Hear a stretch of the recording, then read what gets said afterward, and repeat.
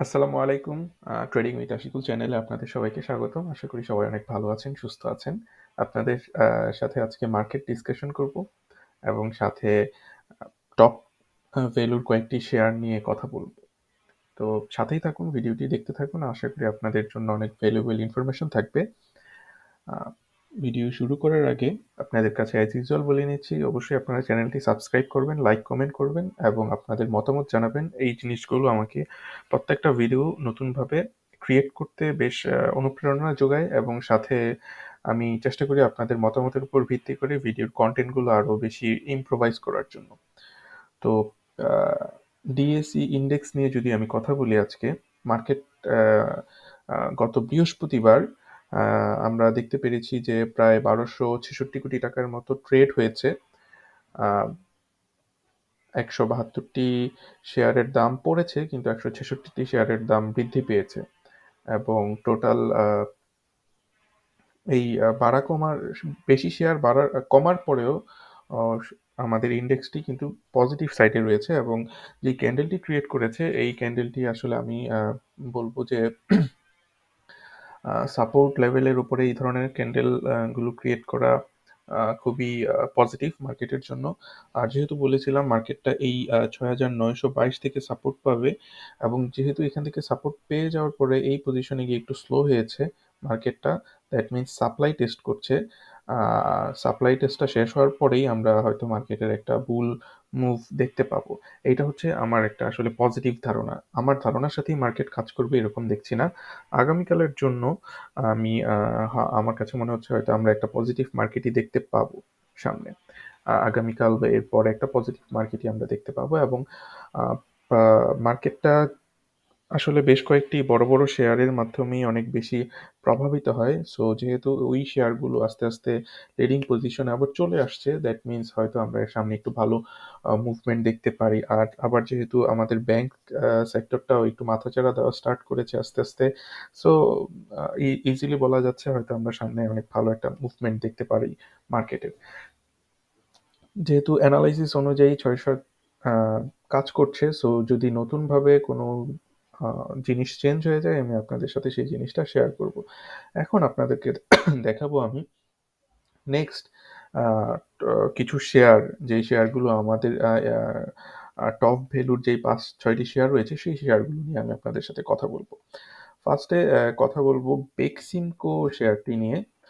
আহ, বেক্সিমকো শেয়ারটি আপনারা যদি দেখেন, আমার অ্যানালাইসিস ছিল হচ্ছে 134 টাকা লেভেলে চলে আসতে পারে, বাট যেহেতু অনেক সময় নিচ্ছে এবং বারবার পড়ে যাওয়ার পরেও মার্কেটটা আস্তে আস্তে এই শেয়ারের প্রাইসটা আস্তে আস্তে বেড়ে যাচ্ছে। 3-4টা ক্যান্ডেল করেছে, যদিও এগুলো বেয়ারিশ সাইন মনে হচ্ছে, বাট আমার এখন মনে হচ্ছে যে শেয়ারটি হয়তো সেই 134 টাকা লেভেলে নাও আসতে পারে, যেহেতু অনেক টাইম পেরিয়ে গিয়েছে এবং শেয়ারটি আশানুরূপ মানে যেভাবে আমি চিন্তা করেছিলাম সেভাবে নিচে পরে পড়ে যায়নি। হয়তো এখান থেকে আমরা 134 টাকা লেভেল না দেখলেও অন্য একটা লেভেল দেখতে পারি এই ট্রেন্ড লাইনটার উপরে। এটা হতে পারে 140 বা 142, 43 যাই হোক না কেন। বা হয়তো আমরা 140 টাকা লেভেলের মধ্যেই এই শেয়ারটিকে ঘুরে যেতে দেখতে পারি। আর এই শেয়ারটি ঘুরে যাওয়া মানে মার্কেটের জন্য একটা বড় পজিটিভ সাইন, সেটাও আমি আপনাদেরকে বলছি। বাট যেহেতু এখনো মানি ফ্লো অনেক ভালো আছে শেয়ারটিতে, সো আমার মনে হয় বেক্সিমকো 134 টাকা লেভেলে এখনো বলবো যে 50-50 চান্স আসতেও পারে, আর যদি না আসে তাহলে দেখা যাবে যে 140 টাকা লেভেলে চলে আসবে। দেন আমি আপনাদের সাথে কথা বলবো বিবিএস নিয়ে, বাংলাদেশ বিল্ডিং সিস্টেম। এই শেয়ারটির বর্তমানে প্রাইস হচ্ছে 30 টাকা 20 পয়সা। সেই 19 টাকা থেকে 30 টাকা হয়ে গেল শেয়ারটি, অনেক ভালো একটা মুভমেন্ট দিয়েছে এই শেয়ারটিতে। নেক্সট প্রাইস টার্গেট কি হবে সেটা যদি আমি আপনাদের সাথে শেয়ার করি, আমি একটা উইকলি চার্ট নিলাম আপনাদের সামনে। উইকলি চার্ট থেকে আমরা দেখতে পাচ্ছি যে এই শেয়ারটির জন্য প্রাইস রেজিস্ট্যান্স রয়েছে 33 টাকায়, একটা রেজিস্ট্যান্স রয়েছে 33 টাকায়। 32 টাকা 50 থেকে 33 টাকার মধ্যে এই শেয়ারটি হয়তো রেজিস্ট্যান্স পাবে। তো আপনারা যারা অনেক ভালো প্রফিটে আছে আছেন তাদেরকে বলব যে আপনারা চাইলে এইখান থেকে প্রফিট নিয়ে বেরিয়ে যেতে পারেন। কেন শুধু রিস্ক নিবেন? আর যারা ব্রেক ইভেন বা নরমাল রেঞ্জের মধ্যে রয়েছেন তারা যদি চান তাহলে ৳৩৩ পর্যন্ত দেখতে পারেন। বাট এই শেয়ারটি অনেক বেশি রিস্কি হয়ে গিয়েছে যেহেতু অনেকটা বেড়ে গিয়েছে। আ আওয়ারলি চার্ট থেকে যদি আমি একটু দেখি, আওয়ারলি চার্ট থেকে আসলে আ একটা মুভিং এভারেজ থেকে সাপোর্ট পেয়ে শেয়ারটি আস্তে উপরে উঠেছে। সো আমার মনে হচ্ছে যে শেয়ারটি আরো ১ দিন বা ২ দিন বাড়তে পারে এবং এখান থেকে এটাকে আমরা খুব শীঘ্রই ৳৩৩ দেখতে পারি। বাট যেটা বললাম অনেক বেশি রিস্কি শেয়ারটি। সো যাদের প্রফিট আছে তারা প্রফিট টেক করে ফেলেন।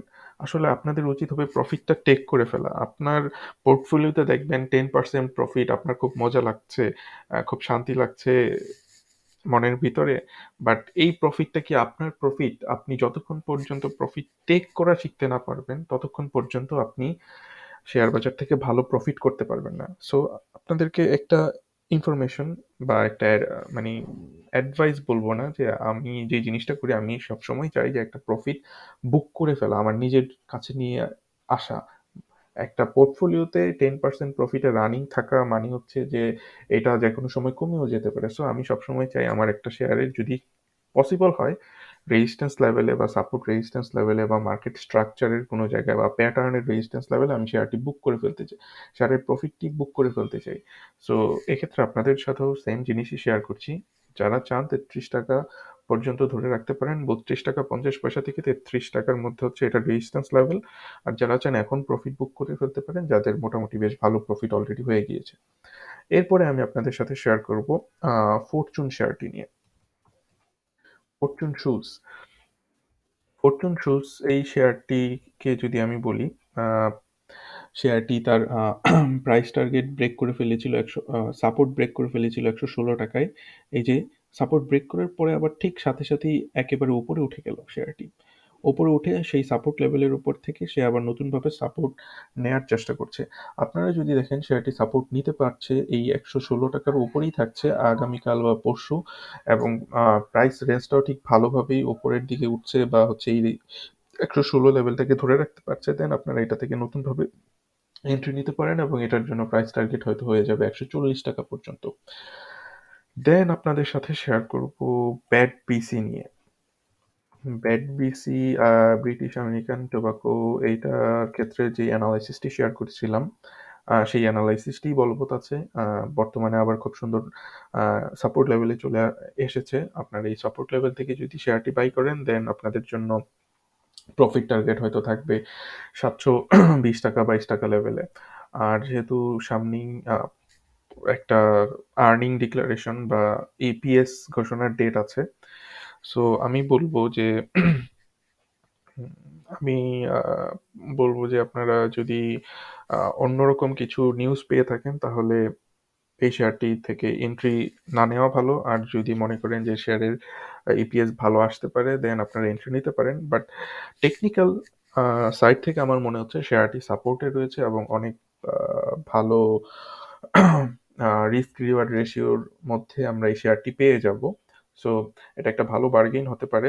শেয়ারের স্টপ লস ৳৬৪০ র মধ্যে থাকবে এবং আ রেজিস্ট্যান্স বা প্রফিট টার্গেট হয়তো ৳৭২২ থেকে আ ৳৭৫০ র ভেতরে শর্ট টার্মে থাকবে। তো এই ছিল BATBC র অ্যানালাইসিস। দেন আমরা আরেক সেরামিক নিয়ে কথা বলব। উম আরেকে সিরামিকটা অনেক আ আসলে আর্নিংটা ভালো দেওয়ার পরেও আল্টিমেটলি দেখা গেল যে কমে গিয়েছে শেয়ারটি এবং এটা আসলে আম বলব যে ডাউন ট্রেন্ড এ হয়তো চলে গিয়েছে। যারা এটাতে আটকা পড়ে আছেন তাদেরকে বলব যদি পারেন বের হয়ে যাওয়ার চেষ্টা করেন। আর যদি মনে করেন যে আরেকটু ধরে রেখে দেখব, দেন আপনাদের জন্য শেষ সীমানা আমি বলে দিব যে ৳৫২.৮০ হচ্ছে তার স্টপ লস। যদি এর নিচে চলে যায় এই শেয়ারটি থেকে ওঠাটা আরো টাফ হবে। ৳৫২.৮০ না সরি ৳৫২.২০ হচ্ছে এটার স্টপ লস। হয়তো এই লেভেল থেকে যদি ঘুরে যেতে পারে, সম্ভাবনা আছে এই লেভেল থেকে ঘুরে যাওয়ার।